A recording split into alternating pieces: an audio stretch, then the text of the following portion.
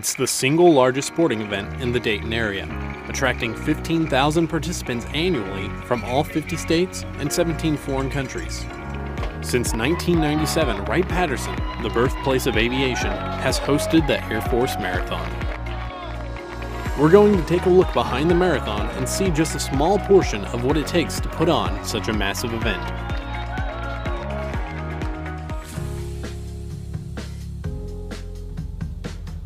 I'm the office administrator, so my primary role is essentially customer service. I answer the phones, I respond to the emails that come through. I do a lot of assisting to the other staff members and things that they might need help with.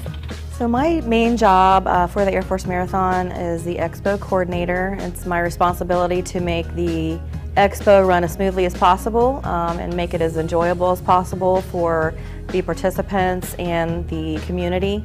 My role is the most visible.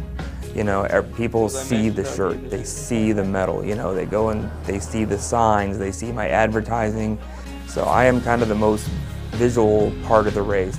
I probably have the best job in the office. I get to recruit and train and place about 2,400 volunteers throughout the year to help get duties done that our small staff couldn't do get done themselves.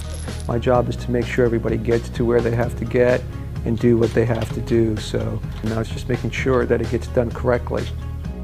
A lot of people are surprised that it's a year-round job, and you know, I would say it's even more than year-round, and I'll preface it saying I've already started on 2017, we haven't even run 2016 yet. We're doing so many different things. We really are good at planning ahead. A lot of people, you know, think that we just show up and wing the events, but we actually have a pretty firm calendar starting January of all of our events throughout the year. An event of this size requires a lot of work, ultimately having an additional 2,400 volunteers to help ensure its success. At the beginning of the year, we have a group of about 24 lead volunteers that manage individual areas for us throughout the year and the week of the event.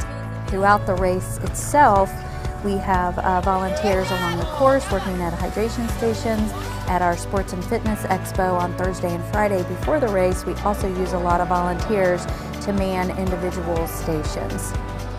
Another large part of the race is the Expo, held at the Wright State Nutter Center.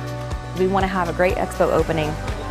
We want to make sure that everything is in place and ready to go. And it's not just the vendors, it's the runners as well when they come in. You know, we want them to have an enjoyable Expo. We want it to be a smooth and easy process for them.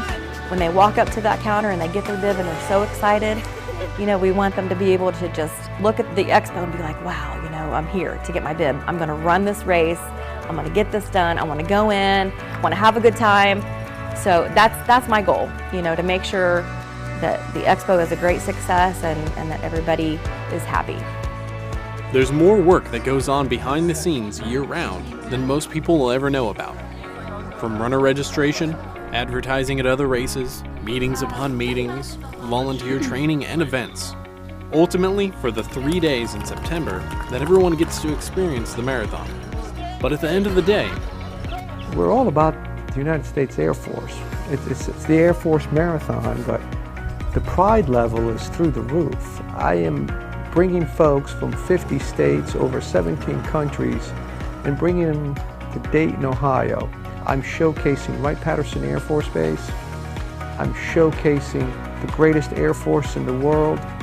I'm trying to show off what you all do because I'm very prideful of it. It brings people together, it brings the community together, it brings people from outside the community and all these different countries, and just to see the excitement on the runners' faces and on the people who attend the Expo's faces is so rewarding to me. The economic impact study estimated that last year we generated about $14 million into the local economy, so that's huge to be the #1 sports event in the area. I want runners and spectators alike just to realize, and I think they do when they get to the event and they see how huge and massive it is and how many moving parts there are. I want them to you know, kind of feel a little bit of the pride that I do, not they're involved in making it, but just being a part of this massive event that we think very successful and has been for 20 years. But what we're into here is making an experience that people are going to remember, hopefully for their whole lives. We really care about what we do. We care about the runners coming.